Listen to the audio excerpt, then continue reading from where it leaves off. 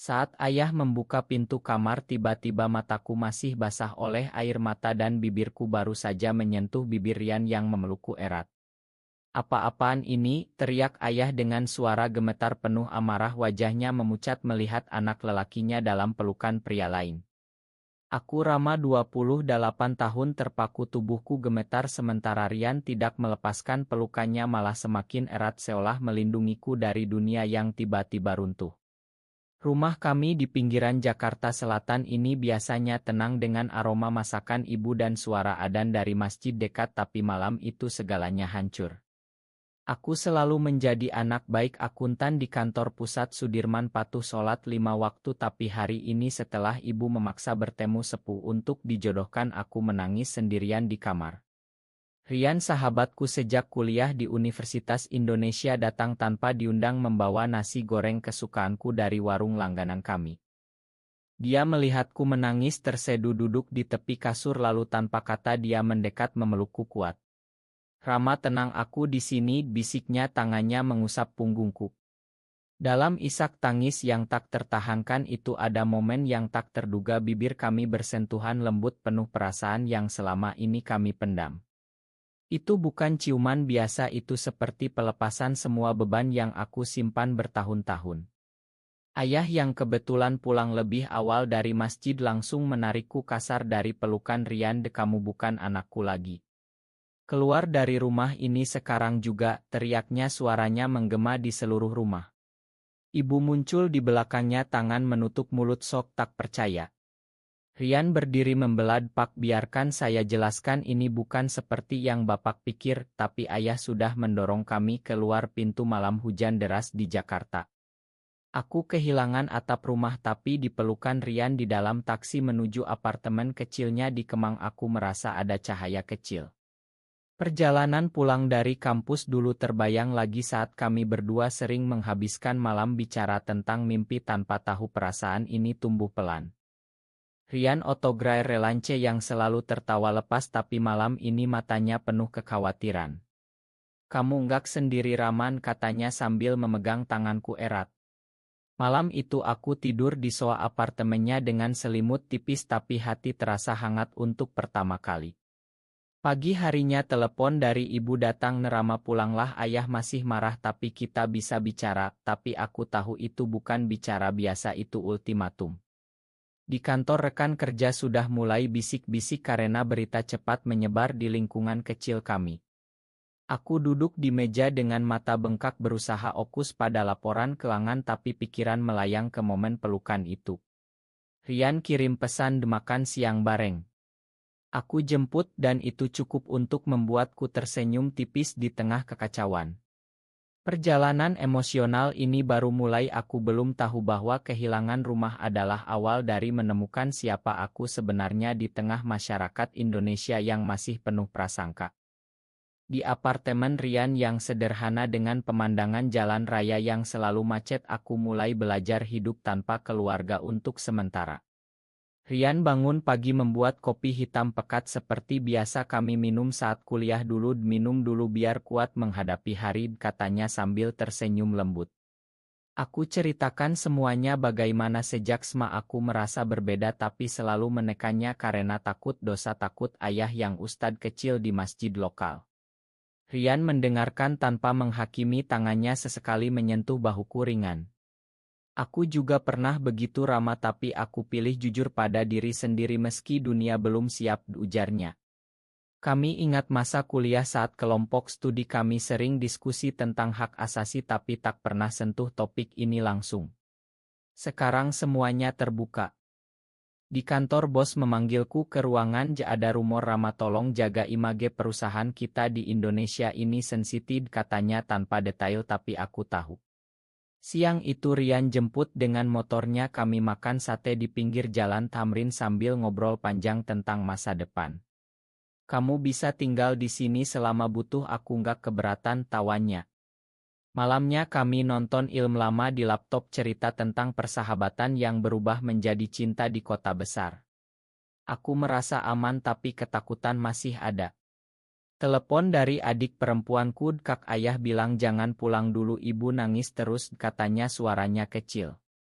Aku hampir menangis lagi tapi Rian memelukku dari belakang. Kamu kuat, kita hadapi bareng. Besoknya aku coba datang ke rumah tapi ayah mengunci pintu. Pergi, kamu sudah bawa malu keluarga, teriaknya dari dalam. Aku berdiri di depan pagar dengan hujan gerimis merasa hampa. Rian yang menunggu di motor datang memelukku di trotoar. Ayo pulang ke apartemen, kita bicara. Di perjalanan pulang aku cerita tentang mimpi buruk masa kecil saat ayah ajak sholat berjamaah dan aku merasa berbeda. Rian bagi ceritanya sendiri tentang keluarganya di Surabaya yang akhirnya menerima setelah bertahun-tahun. Waktu butuh Rama tapi cinta nggak bisa dipaksa sembunyi selamanya. Malam itu di balkon apartemen kami duduk diam menatap lampu kota Jakarta yang berkelap-kelip. Aku pegang tangannya pertama kali dengan sadar. Terima kasih Rian karena pelukanku waktu itu. Dia tersenyum. Itu bukan akhir, itu awal, Rama. Tekanan kerja semakin berat, rekan kerja mulai menjauh, satu bahkan bilang kamu hati-hati ya, di sini banyak yang gak suka. Tapi Rian selalu ada, antar jemput, kirim makanan. Aku mulai belajar memasak sederhana di apartemennya, kami tertawa saat nasi gosong. Perlahan perasaan itu tumbuh, bukan hanya persahabatan lagi. Minggu ketiga di apartemen Rian aku mulai merasa seperti rumah baru, tapi bayang-bayang keluarga masih menghantui. Pagi itu aku pergi ke masjid dekat kantor sendirian, sholat duhur sambil berdoa minta petunjuk. Di dalam hati ada konflik besar, apakah ini dosa besar seperti yang ayah katakan? Setelah sholat seorang pria sesia mendekat. Kamu kelihatan gelisah bro, ada yang bisa dibantu? Tanyanya ramah. Namanya Dika, dia bagian dari komunitas kecil yang rahasia di Jakarta, tempat orang-orang seperti kami bertemu tanpa takut. Aku cerita sedikit, dia dengar dengan sabar. Kita semua pernah di posisi kamu Rama, jujur sama diri sendiri adalah langkah pertama. Pulang ke apartemen aku ceritakan ke Rian, dia senang. Bagus, kamu mulai cari dukungan. Di kantor rumor semakin kencang, bos panggil lagi drama, kalau ada masalah pribadi selesaikan di luar, jangan bawa ke sini. Aku pulang dengan hati berat. Rian sudah siapkan mie instan aurit kami. Malam itu kami bicara panjang tentang identitas di Indonesia yang mayoritas muslim, bagaimana tekanan dari masyarakat, keluarga dan agama. Rian pegang tanganku, cinta nggak pilih gender Rama, yang penting kita saling jaga. Besoknya kami jalan-jalan ke Taman Suropati, duduk di bangku sambil makan es krim. Aku lihat pasangan hetero di sekitar dan merasa iri, tapi Rian bilang kita juga berhak bahagia. Tiba-tiba telepon dari ibu, drama, pulanglah, ayah sakit karena stres mikirin kamu. Aku langsung panik, Rian antar ke rumah tapi ayah tolak masuk, kamu bawa penyakit ke rumah ini.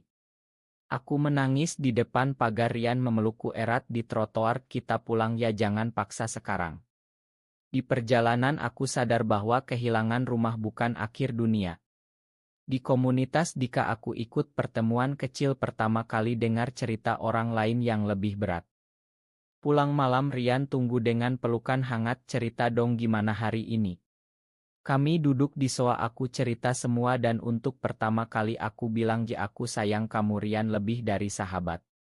Dia diam lalu peluk aku lebih erat, aku juga Rama dari dulu. Malam itu batas mulai pudar tapi kami tetap hormat, tak ada yang terburu-buru. Tekanan sosial semakin terasa di media sosial, ada komentar anonim tentang orang seperti kamu. Tapi Rian selalu bilang kita fokus ke kita sendiri. Perjalanan ini mengajarkanku bahwa tumbuh bukan berarti sempurna tapi berani hadapi konsekuensi. Pagi yang buruk dimulai saat rekan kerja senior memanggilku ke ruang meeting, drama, ada keluhan dari klien tentang sikapmu, kami harus investigasi. Ternyata ada yang bocor foto kami berdua di Taman Suropati, meski tak ada yang eksplisit tapi cukup untuk gosip. Bos akhirnya bilang kamu cuti dulu Rama sampai situasi tenang. Aku pulang ke apartemen dengan hati hancur, Rian lagi syuting di luar kota jadi aku sendirian. Aku menangis di kamar mandi lama sekali, merasa dunia menutup pintu. Saat Rian pulang malam dia langsung peluk aku, apa yang terjadi, cerita. Kami duduk semalaman dia dengar semua tanpa menghakimi lalu bilang dek kita hadapi bareng besok aku temenin ke kantor. Besoknya di kantor suasana dingin rekan yang dulu dekat sekarang menjauh satu bahkan bilang Dema Rama aku nggak mau ikut-ikutan. Rian berdiri di sampingku saat bos bicara kami putuskan kontrakmu Rama untuk jaga reputasi. Aku kehilangan pekerjaan pula. Di jalan pulang aku hampir pingsan Rian angkat tubuhku ke motor kamu kuat Rama kita cari kerja baru. Malam itu di apartemen aku breakdown lagi menangis ngiang Rian peluk aku erat lepaskan semua aku di sini. Saat itu ada ciuman lembut di keningnya yang membuat batas semakin tipis tapi tetap penuh hormat. Telepon dari adik kak ibu sakit karena mikirin kamu pulanglah. Aku putuskan coba pulang tapi ayah masih marah kamu sudah rusak nama keluarga. Rian tunggu di luar mobil mendukung dari jauh. Aku sadar bahwa pengkhianatan datang dari orang terdekat rekan kerja yang dulu ku percaya. Tapi Rian tetap setia. Kami mulai cari kerja relance Rian ajari aku edit oto dasar. Hari-hari penuh ketegangan tapi pelukan malam hari jadi obat. Aku mulai paham bahwa kehilangan pekerjaan dan rumah adalah ujian untuk tumbuh. Di komunitas Dika aku dapat dukungan lebih banyak cerita tentang orang yang berhasil bangun hidup baru di Bandung atau Bali. Rian usul kita pindah ke Bandung yuk mulai res. Aku ragu tapi mulai pertimbangkan. Konflik internal masih ada malam aku sholat sendiri minta ampun tapi hati bilang ini benar. Rian selalu bilang ke Tuhan lihat hati kita Rama bukan label. Perlahan aku belajar memakan diri sendiri. Keputusan besar datang saat ibu telepon lagi drama ayah kritis di rumah sakit tolong pulang. Aku dan Rian langsung ke rumah sakit di Tebet ayah terbaring lemah tapi saat lihat aku matanya marah pergi kamu penyebab ini semua. Ibu menangis memohon jemakan diapak dia anak kita. Di koridor rumah sakit aku menangis Rian peluk aku kamu sudah coba yang terbaik. Malam itu kami bicara panjang di kamar hotel dekat rumah sakit Rian bilang kamu harus pilih ramah hidup untuk siapa. Aku sadar bahwa selama ini aku hidup untuk orang lain sekarang saatnya untuk diri sendiri. Besoknya ayah agak mendingan tapi masih tolak bicara denganku. Aku putuskan aku akan pindah ke Bandung dengan Rian mulai hidup baru. Ibu menangis peluk aku hati-hati nak jaga diri. Ayah diam tapi matanya bilang banyak. Perjalanan ke Bandung dengan kereta malam penuh harap dan takut. Di Bandung kami sewa rumah kecil di daerah Dago Rian dapat proyek auto wedding aku mulai relance akuntansi online. Hari pertama di kota baru kami jalan ke Saung Ciburial nikmati udara sejuk Rian pegang tanganku ini awal kita Rama. Tapi konflik tak hilang telepon dari keluarga kamu bikin malu kampung. Aku hampir menyerah tapi Rian selalu ada peluk saat aku menangis malam hari. Di komunitas lokal Bandung aku bertemu orang-orang yang hidup bahagia meski rahasia. Perlahan aku bangun bisnis kecil konsultasi keuangan online. Rian ajak aku ke Gunung Tangkuban perahu kami duduk di puncak bicara tentang masa depan aku mau kita bersama selamanya Rama. Saat itu aku tahu ciuman yang dulu adalah kunci yang buka semua batas. Keluarga mulai melunak ibu kirim paket makanan di ibu doain yang terbaik. Ayah masih diam tapi tak marah lagi. Aku belajar bahwa pengorbanan membawa kedewasaan. Di Bandung kami bangun rutinitas baru sholat bareng meski dengan pemahaman berbeda.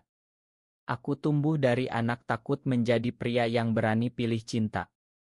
Tapi ujian terakhir datang saat sepupu nikah di Jakarta aku diundang tapi dengan syarat datang sendiri jangan bawa yang aneh.